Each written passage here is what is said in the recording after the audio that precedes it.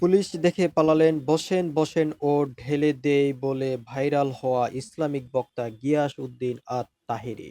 ব্রাহ্মণবাড়িয়ার আখাউড়া তার উস্কানিতে পুলিশের উপর হামলা হয়েছে বলে অভিযোগ রয়েছে। এই ঘটনা করা মামলা তিনি সহ আরও বেশ কয়েকজন আসামি।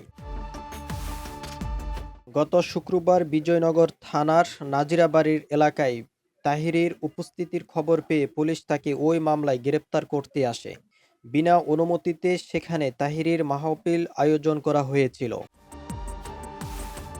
পুলিশ গিয়ে দ্রুত মাহফিল শেষ করার কথা বললে মাহফিলের স্টেজ থেকে পুলিশের বিরুদ্ধে উস্কানিমূলক বক্তব্য দেওয়া হয়।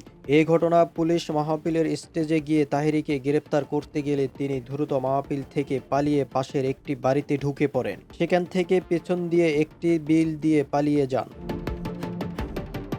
এদিকে খবর পেয়ে তাহিরের ভক্তরা পুলিশের উপর হামলা চালিয়ে তাদের ৩টি গাড়ি ভাঙচুর করে। ওই ঘটনায় তাহিরি সহ ১৫ জনের নামে আখাউড়া থানায় মামলা করে পুলিশ। এই ঘটনা আইনানুগ ব্যবস্থা গ্রহণের প্রস্তুতি চলছে বলে জানা গেছে। মোহাম্মদ খোকা, দৈনিক ডেস্টিনি, ঢাকা।